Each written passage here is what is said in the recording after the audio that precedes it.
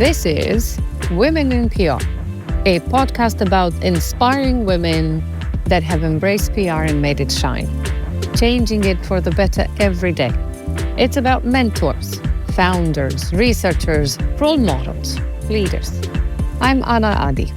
Women in PR is brought to you by Quadriga University of Applied Sciences in Berlin and professionalpodcasts.com.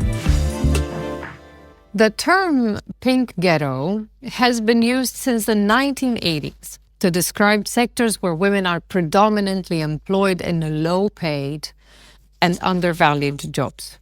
In PR, this concept has evolved to highlight a unique paradox.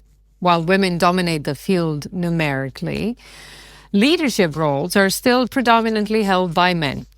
This reflects actually broader societal attitudes toward gender and work, where traditionally feminine, and see the air quotes, so traditionally feminine skills are often undervalued. Today, we're diving deep into these issues with Dr. Katie Place, a professor of public relations at Quinnipiac University. Katie's research focuses on the intersection of gender, power, and ethics in PR. And from her own experiences with pay inequality to her groundbreaking studies on diversity in the field, Katie offers a unique perspective on the challenges and opportunities for women working in PR. So get ready for an eye-opening discussions about intersectionality, generational differences, and the power of ethical listening in shaping the future of PR. We'll explain all these terms, I promise. We'll also explore how we can move beyond the pink ghetto to create a more equitable and valued profession for all. Katie, it's so wonderful to have you on the show. Welcome to the show. Thank you so much for having me. I am thrilled to be here. One of the questions that I ask everybody when they come on the show is how on earth did they end up in public relations? They're really interesting stories to hear, and I'm very curious to hear yours.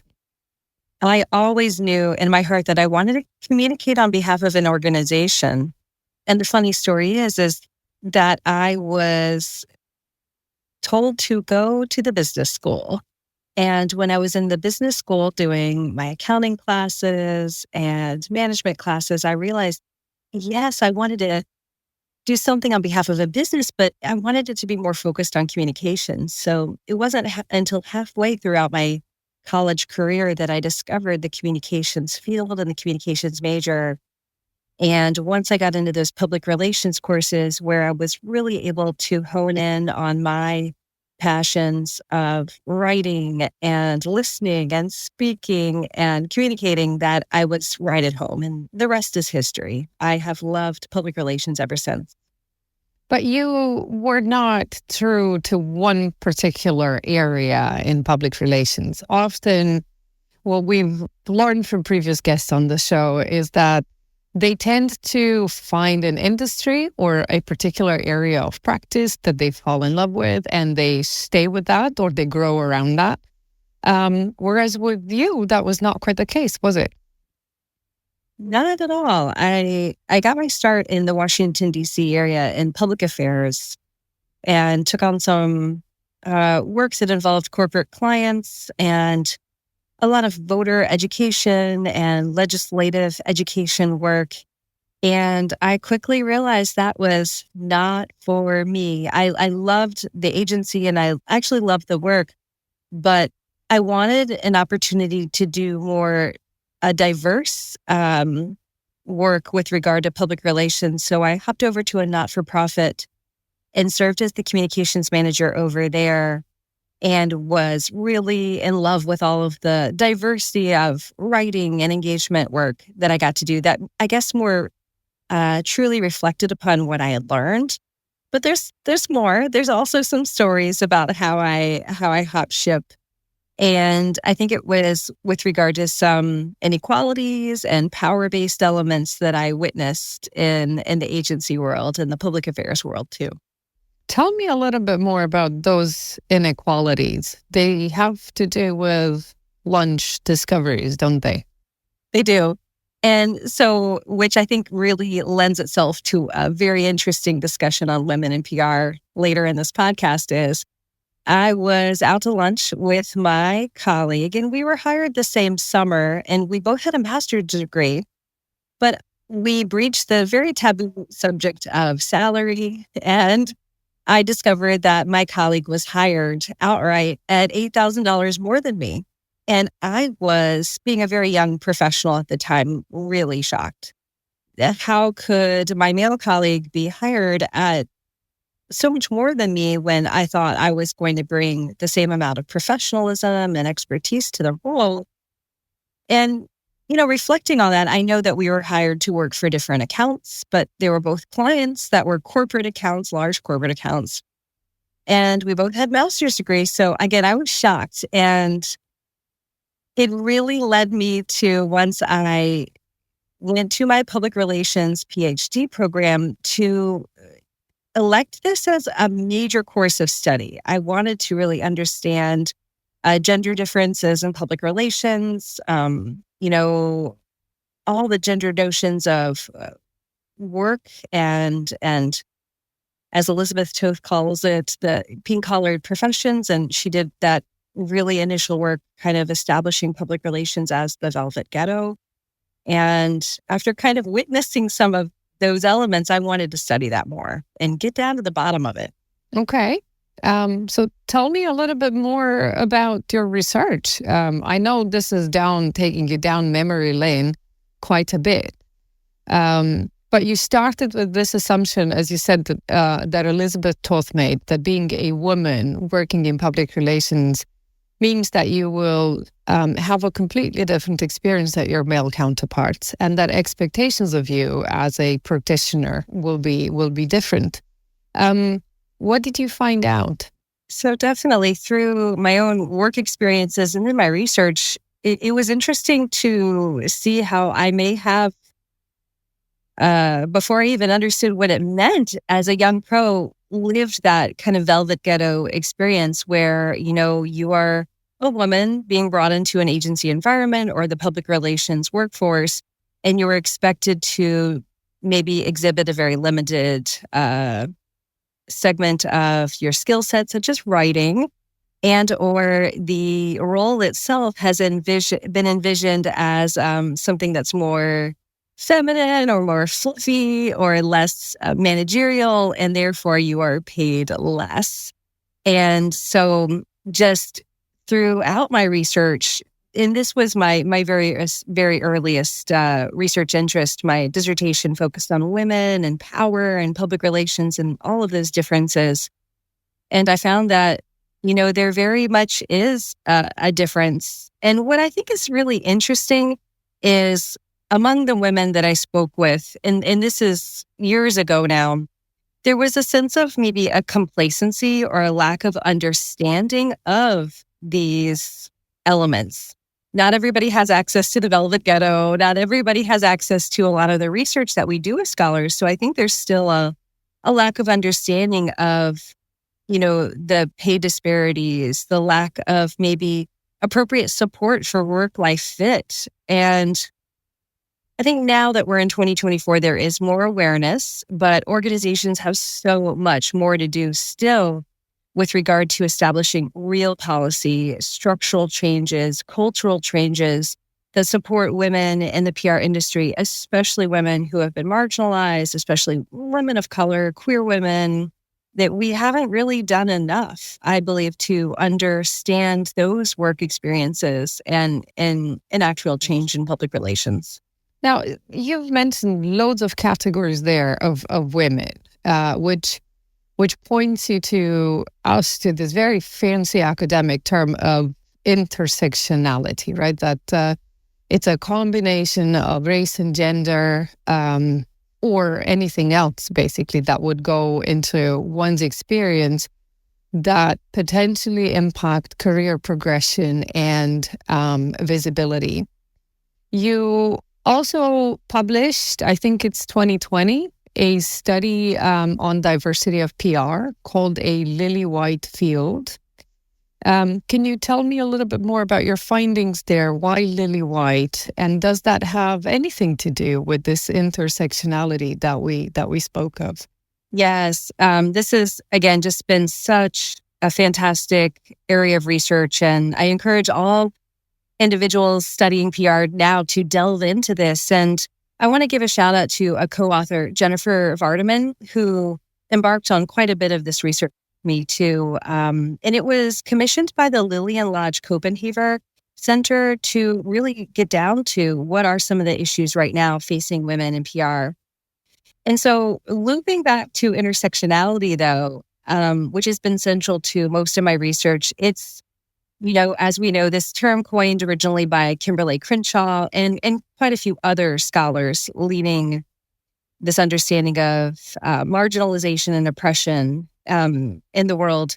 But it really helps us understand that our diverse and overlapping lived experiences, facets of identity, whether it's race, ethnicity, class, educational level, and on and on and on, they shape our experiences with marginalization and oppression and power.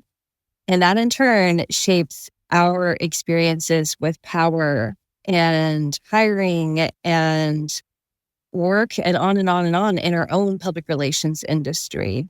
And so much work still needs to be done with, for example, understanding why particularly we are not seeing women of color in the public relations industry. And I know that there were accounts even from when I was doing my research a decade plus ago of, women being flat out told, well, you're young and you are Black, you are not going to be working on this particular account over here. It's reserved for other individuals in the profession. And so it's really interesting how, I guess, and tragic how work has been assigned particular values or particular skill sets or even particular identity facets for individuals in the industry to take on. And, you and I were just chit-chatting before the podcast about the TV show Emily in Paris and, how there's particularly maybe some assumptions of which identity facets are most suitable for covering luxury brands or particular brands. So I think that TV show kind of maybe even embellishes some of these tropes or these misunderstandings of the public relations industry. And ultimately, we need to diversify the field. It is indeed still a lily white field of women. We are 70% women, just about. The lack of diversity, definitely ethnic and racial diversity in the public relations field is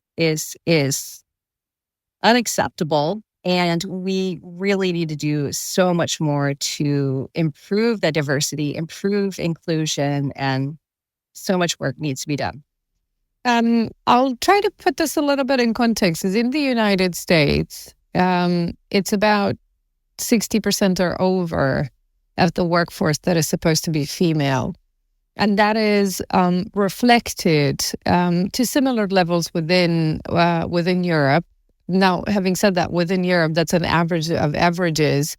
Finland and Sweden, for instance, have up to 90% of their work of the PR practitioners being women, whereas there are other countries in the south of Europe that have far, far less. But still, there's this idea, right? And in a sense, the assumption that if you have more than a half of practitioners being of one kind, in this case, we discuss of one gender, we also would expect that rising through the ranks and distribution of the type of accounts, right, brands you said, would be fairly equal. Whereas historically, we had industries that were gendered, right? As you've mentioned, Emily in Paris, you have women being assigned to beauty and fashion brands, to softer sort of industries.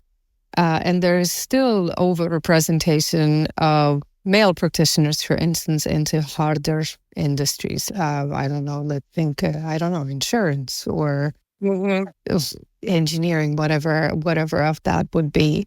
And this, you're saying, goes back to the assumptions that we make as societies about what the roles of women are and what are characteristics that would be specific to one gender or another, and therefore the jobs that people do. Now, one of the things that I don't think we speak enough of, and I'm really curious to see what you think about that, because when we speak of intersectionality, we so often focus either on gender or on ethnicity.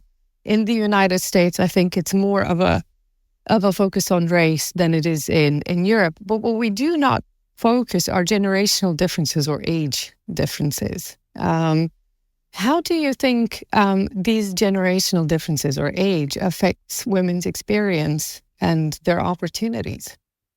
Yes, I really do agree that there's not enough research done on age and the positive or the negative impacts of that. In terms of positive, I think really the wisdom and the expertise of women in the industry who have fought for so much and who have remained and who have the opportunity and do lift other women up. And I think those stories have yet to be heard and captured. Some of these groundbreaking women who broke the glass ceiling, women who broke the lavender ceiling, we haven't heard these stories enough. But I also want to speak to, I think, some, again, remaining tropes, remaining stereotypes that may still occur that maybe we need to continue to explore.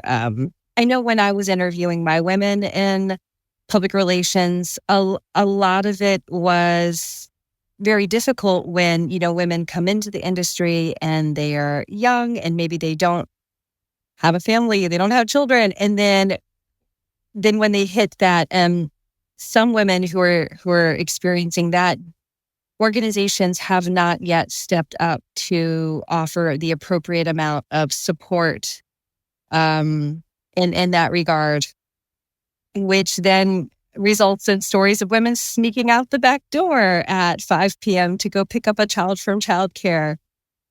But I think there's such a diversity of women's lived experiences, women who have children, women who don't, women who are young, women who have and just are more seasoned professionals who have so much to share. I think we need to do more research to understand these experiences and compare and contrast and see what we can learn to make the public relations field a more accepting, a more diverse, and more inclusive space. I'm trying to find out something because there's been research from global women in PR coming up in Europe in particular about the post-pandemic experience of women. And I think one of the scariest results of that is that post-pandemic, particularly mothers, women who had children, indicated that they felt that colleagues doubted, I think 20% of that, doubted their career commitment after returning from maternity leave. And other responsibilities like career advancement and entry into leadership were linked with family obligations. I mean, in this similar report that was published in 2021, 60% of the women with children reported experiencing negative workplace attitude during pregnancy, right? And then 20% of them having been reported to be doubted, whether seriousity, earnestness to stay into work. Now, you say we need to do more research about that. I fully agree. On the other hand, you also suggested when we started our conversation that there might be some ways that you might have some ideas for how organizations can support women. What do you think? What is it that organizations can do, PR agencies, PR departments, and the organizations hiring them can do to be more supportive of women at any stage in their life? I really think it has to be multiple areas of attack here. I was going to say twofold, but I think it's multiple fold. So one, we need more hiring initiatives to ensure we're tackling the lack of diversity in the profession and hiring a diverse slate of women to the profession. But then the profession has to enact on everything we've been asking for decades and decades. I think the workforce, whether it's corporate, not-for-profit, or agency, has to really finally enact policy change, structural change, and even kind of a cultural shift to allow for any diverse notion of women's work and women's identities to thrive in the workplace. And whether that is a shift to what constitutes professional work, really allowing for this flexibility to really speak true to all of the work-life fit research we have been doing. Shout out to Bailing Shaw and all these colleagues out there who are doing this amazing research. One thing I also am intrigued in, and I would love to do more research myself, through my listening research, organizational listening research, I found that organizational employee resource groups, or sometimes they're called affinity groups, are a way for women or minorities in the profession to gain more power and influence and a voice in the organization. And I really would like to see organizations prioritizing them and listening to these coalitions, really working hand in hand to not just offer lip service or just have them be this organization there to kind of provide a space for employees to, share their experiences. But I think there needs to be more listening and more, proving it with action, to cite a Arthur Page value. I think organizations have to make good on these employee resource groups and actually enact what they're hearing, calls for structural or cultural support. But isn't there such a difficult position to be in, not only as an organization, but also as someone in one of these affinity groups? In interviews that we've carried out, so our other guests on the podcast indicated how challenging these affinity groups can be, right? Because on the one hand, you can find yourself in a group that is supportive and that understands your experience and can share that and can also provide you with advice or ways to move forward. On the other hand, the sheer being part of one group like that, an affinity group, makes it very obvious to the others that you are an other. And that is, for humans who usually want to be accepted and who would like, to live harmoniously with others, putting themselves into a position of the other through these affinity groups is usually rather challenging. So you mentioned your research on listening organizations. I think my more unorthodox question would be, what is it that can organizations do to ensure that while they support, and this is what you said, that the organizations should be supportive of these affinity groups, that while they support that, they don't actually harm them more, but rather support them, advance their causes and bring that change that they might speak of?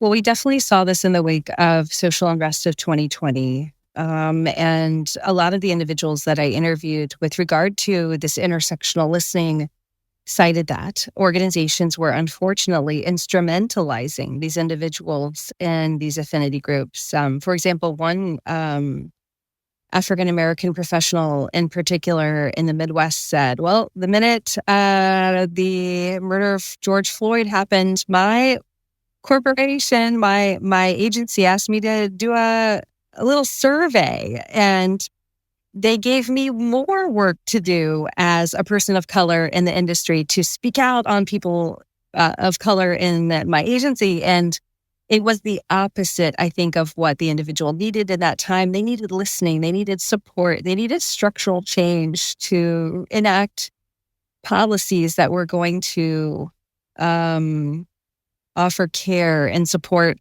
but instead the organization really gave them more work to do. So it is, you speak very much to some of these situations where they're instrumentalizing or using these groups to achieve an organizational ends. But what I'm hoping from these groups is not to but to enact like this real, what I'm calling ethical listening, where organizations need to listen with empathy and care, and with that true,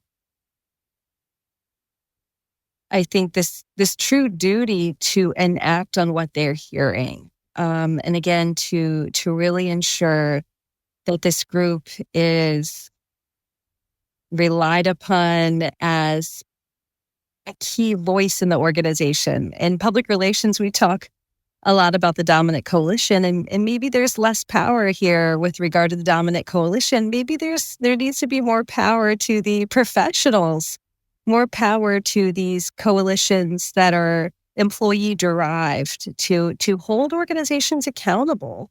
And I think organizations need to really listen. So that's really interesting, because when you talk about power, we talk about you're moving away from this traditional view of decisions are being taken in closed circles that are usually linked to a certain hierarchy within the organization. And as I said, you're moving away from that to saying that there's power in every individual, and the networks, the coalitions that they build can therefore challenge those existing hierarchical structures, and therefore bring change, if change is what we're looking after within the organization. But you also speak of commitment, basically, on the organizational side, and this is what I understand through listening and ethical listening. What you mean. Now, you're an educator. We spoke about this often. Your research influences your teaching, informs your teaching, and shapes either through direct insight or through reflection, shapes future generations of practitioners.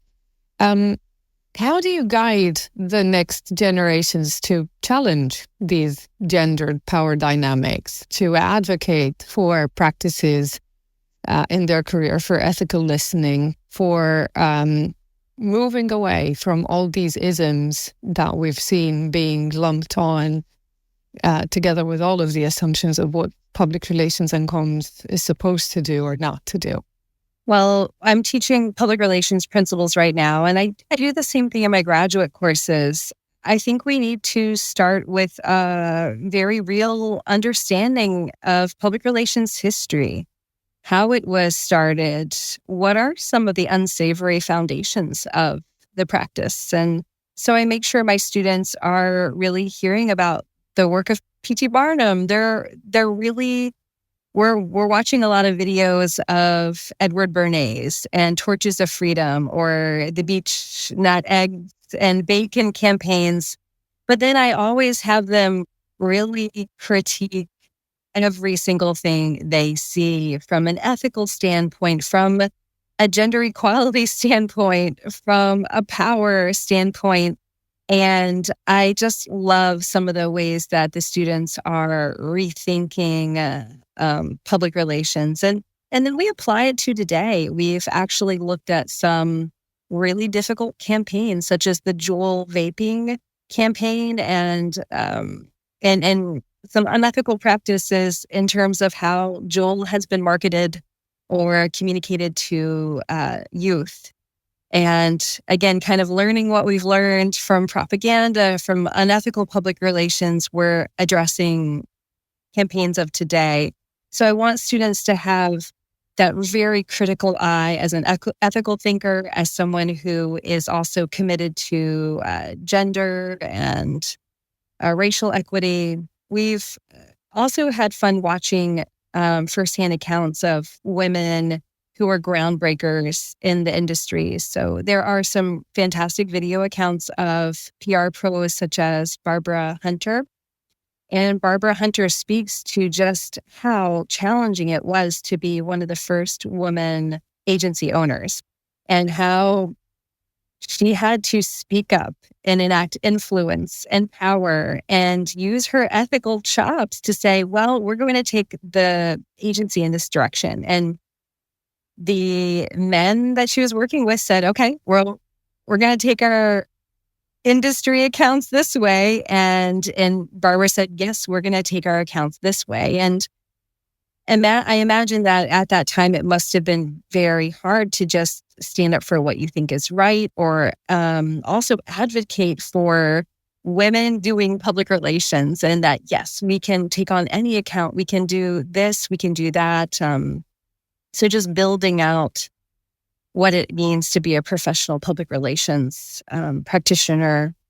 So students really like that. I really like to just, again, help them to learn from the past, and then we apply it to the future, and we talk about what's going on in the future now, the good and the bad. And what an incredible time to be teaching communications and public relations right now in the United States. But I know the world is watching as we are entering this very, I don't even have a word for it right now. Very Just the different. spectacle of the United States election process and season right now. And it's just offering itself just a fantastic time to help students think from a variety of different standpoints and really, again, use that critical thinking skills, think ethics and communications ethics, and how can we best communicate to diverse publics in a way that's transparent and ethical and inclusive.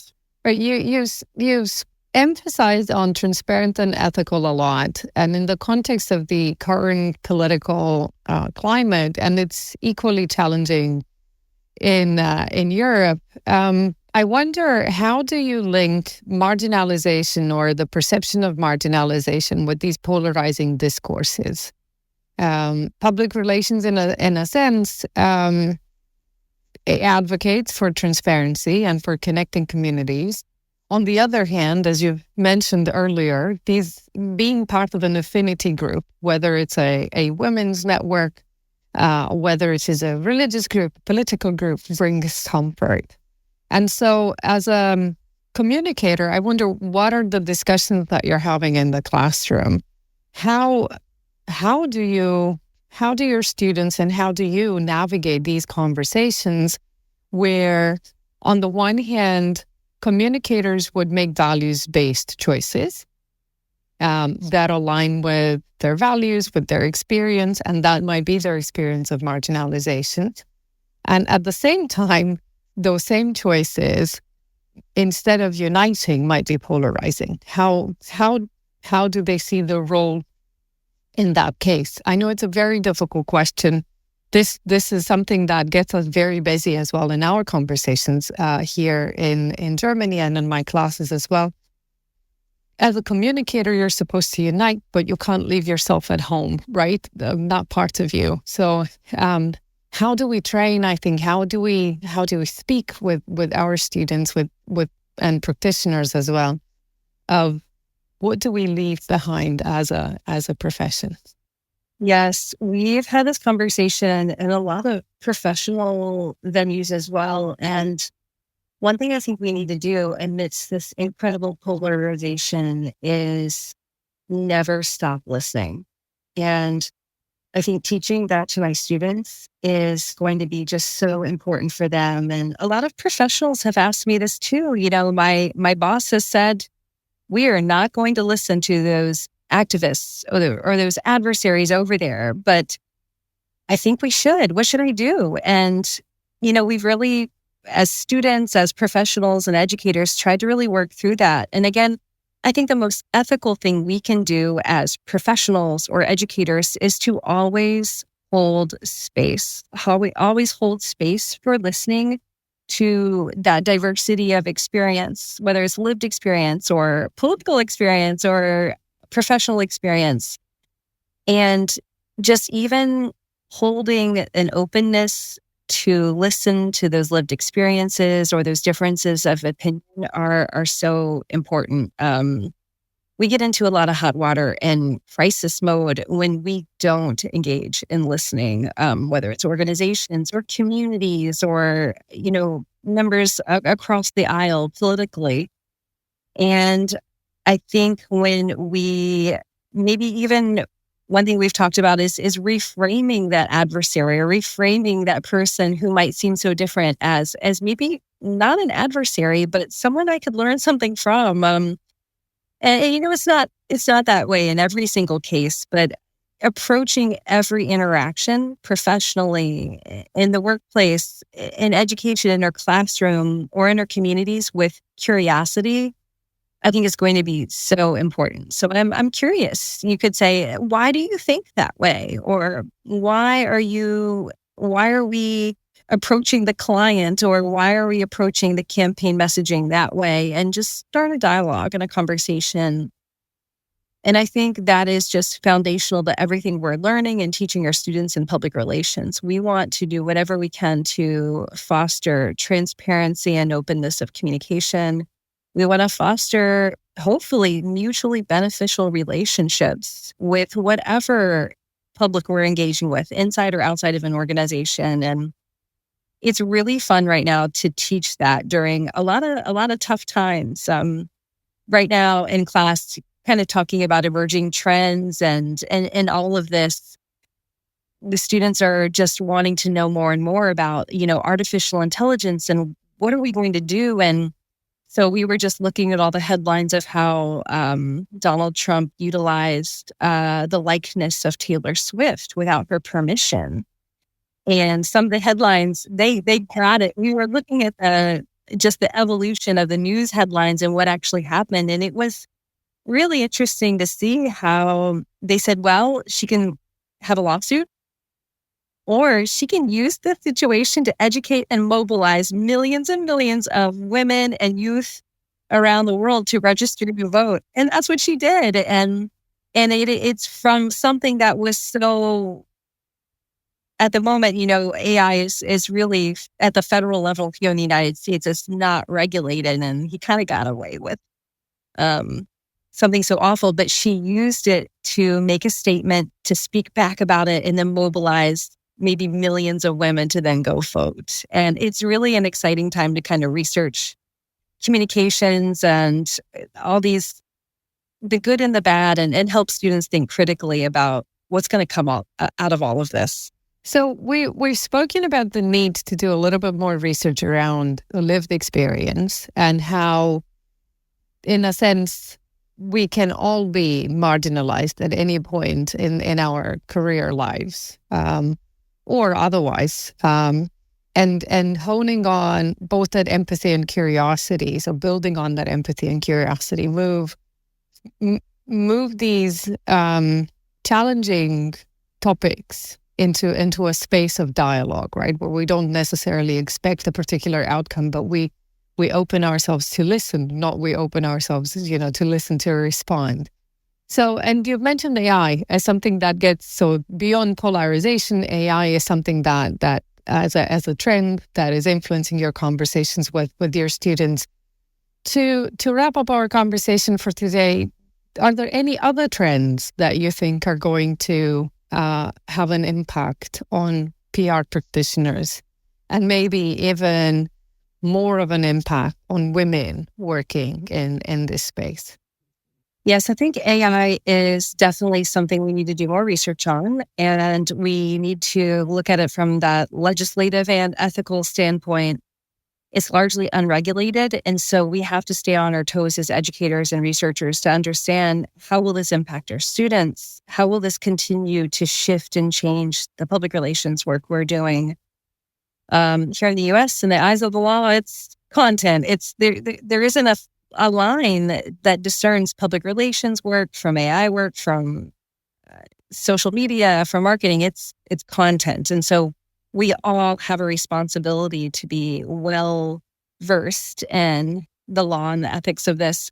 I also think there's something to shift very abruptly in terms of women and marginalized publics and public relations.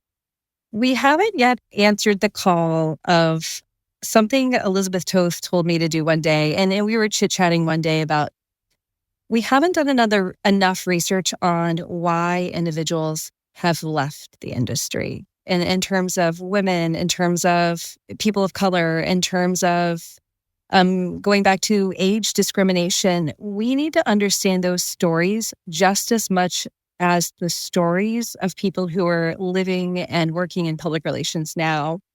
What hasn't been heard? What hasn't been addressed? And so all of my qualitative scholars out there, I think there's so much work to be done in terms of lived experience and life history interviews and these wonderful qualitative accounts of people who have left and why. And maybe from there, we can get a better understanding of the policy, structural, cultural, and think about like dialogic, the narratives that are just largely uncaptured of power or lack thereof, or inequality in the workplace. So I can't wait to see what research will come out of that call. That is what I'm urging the future scholars in PR to maybe start addressing. Well, that's great. So focus on also what's missing rather than what is there and obvious. Katie, thank you so very much for your time. We'll also make sure to listen to your podcast. I hear you do have one. Yes, and I can't wait to have you be on my podcast, Nana. So it's thank you for listening and give it a listen. And I cannot wait to promote your podcast as well and share it widely with everyone in my community. I wasn't fishing for that compliment, but thank you. I'm the one who's grateful. Good luck on your own podcasting experiences. Let's hope that we're going to hear way more about these intersectionality experiences in public relations, and also those stories that you've mentioned of practitioners that decided to change fields to whatever that is, and why. Well, again, thank you for joining the show, and until the next time. Yes, thank you again. It was great to chat with you. Now, Katie's insights remind me of our conversations with Liz Yeomans about PR as emotional labor and Christine Demetrios' work on gender politics in PR.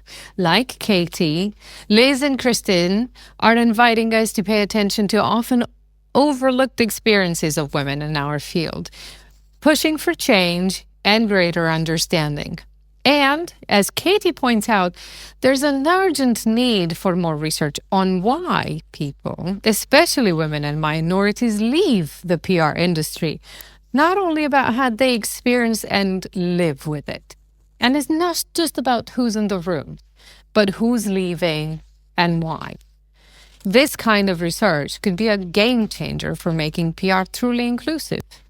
And it's also worth noting the emerging influence of queer theory in PR, as explored by scholars also here on the podcast, like E. Cizek, who challenge traditional narratives and practices and who advocate for a more inclusive PR that recognizes the complexities of identity and sexuality. Again, this is another important lens through which we can examine and improve our field. I promised loads of food for thought. So there you have it. See you for the next episode. Women in PR is brought to you by Quadriga University of Applied Sciences and professionalpodcasts.com. To learn more about the show and my guests, do check out the show notes. I do have show notes now. And if you like the show, please do share it. Now, if you have comments and suggestions, you can find me on LinkedIn or Instagram. Yes, I've moved from Twitter. I am on Instagram. I am Ana Adi. Thank you for listening, and till next time.